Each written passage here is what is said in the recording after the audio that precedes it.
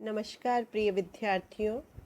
आज के व्याख्यान में हम राजपूतों की उत्पत्ति संबंधी विविध मतों को पढ़ेंगे, जिनमें एक प्रमुख मत है अग्निकुंड से उत्पत्ति का सिद्धांत। प्राचीन काल से ही मानव अपने वंश की श्रेष्ठता और प्राचीनता अभिव्यक्त करने के लिए स्वयं को देवी देवताओं से जोड़ता चला आ रहा है।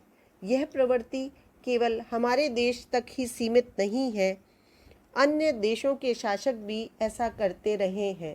मिस्र के शासक स्वयं को सूर्य से संबंधित मानते थे।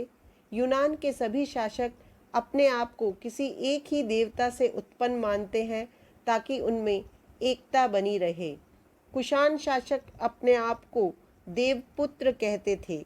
प्राचीन भारत में भी यह परंपरा दिखाई देती है।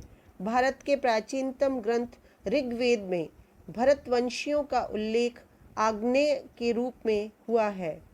कुछ विद्वान रामायण, महाभारत एवं मार्कंडेय पुराण में उद्धृत आग्नेय जाति का इस संदर्भ में उल्लेख करते हुए मत व्यक्त करते हैं कि यह अग्निवंश प्राचीन काल में ही इस क्षेत्र में उपस्थित था। तमिल भाषा के ग्रंथ पुर्नानूर में एक सामंत की उत्पत्ति अग्निकुंड से बताई गई है। इसी प्रकार डीसी सरकार को भी महाराष्ट्र में स्थित नांदेड़ जिले से प्राप्त एक अभिलेख में अग्निवंश का उल्लेख मिला है। कुछ इतिहासकार राजपूतों की उत्पत्ति आबू पर्वत पर महर्षि वशिष्ठ द्वारा किए गए यज्ञ के अग्निकुंड से मानते हैं। यह सिद्धांत पृथ्वीराज चौहान के प्रिय दरबारी कवि चंद बरदाई द्वारा रचित पृथ्वीराज रासो नामक ग्रंथ पर आधारित है। इस ग्रंथ के विवरण के अनुसार गौतम, अगस्त्य आदि ऋषि मुनि जब आबू पर्वत पर यज्ञ कर रहे थे, तब दैत्यों ने उस यज्ञ को हानि पहुंचाई। यहाँ तक कि ऋषि मुनियों के यज्ञ कुंड में इन दैत्यों ने रक्त, मांस और अस्थियां फेंकना आरंभ कर दिया। इन ऋषि मुनियों की प्रार्थना सुनकर उन्हें दैत्यों के अत्याचारों से मुक्ति दिलाने के लिए महर्षि वशिष्ठ ने आबू पर्वत पर एक यज्ञ किया और उस यज्ञ की अग्नि के तेज प्रखर से 3 वीर पुरुष निकले, जो प्रतिहार, चालुक्य और परमार कहलाए। किंतु इन 3 वीरों से भी दैत्यों के कर्मों पर रोक नहीं लगाई जा सकी। अतः महर्षि वशिष्ठ ने पुनः एक नया अग्निकुंड बनाकर यज्ञ किया और इस यज्ञ कुंड से 4 भुजाओं वाला रक्तवर्णी अस्त्र शस्त्र धारण किए हुए एक अद्भुत योद्धा प्रकट हुआ, जिसे ऋषियों ने चहुआन नाम से पुकारा। इस योद्धा ने आशापुरी देवी की सहायता से दैत्यों का दमन किया और उन्हें खदेड़कर पाताल में पहुंचा दिया। परवर्ती काल में यह आशापुरी देवी ही चहुआनों की कुल देवी के रूप में प्रतिष्ठित हुई। पृथ्वीराज रासो के इस दृष्टांत का उल्लेख परवर्ती काल के साहित्यिक ग्रंथों एवं शिलालेखों में भी मिलता है। हम्मीर रासो एवं वंश भास्कर में भी इसका उल्लेख है। डॉक्टर दशरथ शर्मा ने बीकानेर पुस्तकालय में पृथ्वीराज रासो की 3 मूल प्रतियां देखी हैं, जिनमें किसी भी प्रति में इस कथानक का कोई उल्लेख नहीं मिलता। इस आधार पर डॉक्टर शर्मा का मत है कि इस कथानक को परवर्ती काल में इस ग्रंथ में जोड़ा गया।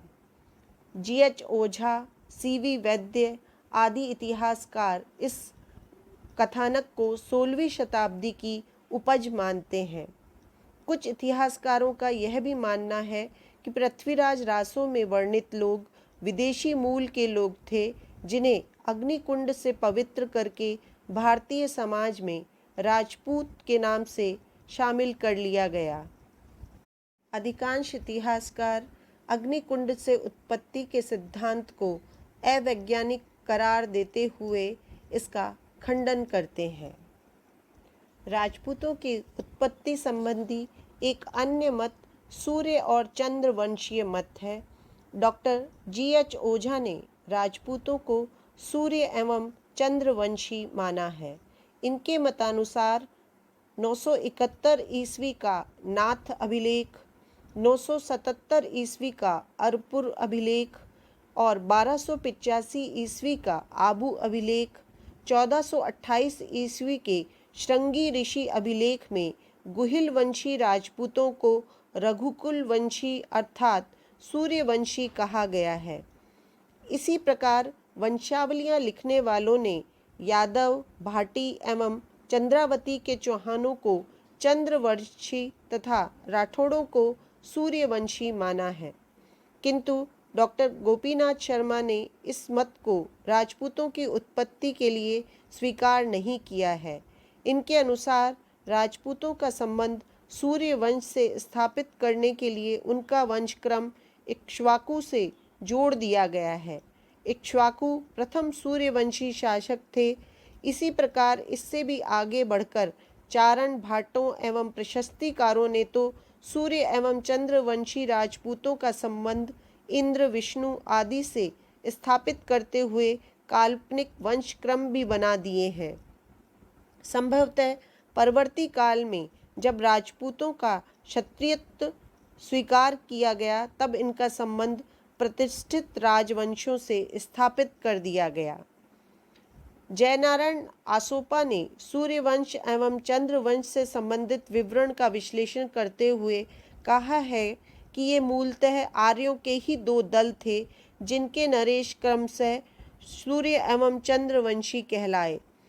श्री वैद्य का कहना है कि आर्यों के पहले दल में मनु स्वयंभू के वंशज भरत, ऋग्वेद में वर्णित भरत जाति हैं, जो महाकाव्य काल में सूर्यवंशी कहलाने लगे, तथा यदु, तुर्वस, अनुस, द्रोयो, पुरु आर्यों के दूसरे दल थे जो चंद्रवंशी कहलाए।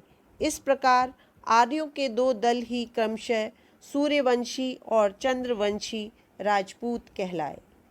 प्रिय विद्यार्थियों, आज के व्याख्यान में इतना ही।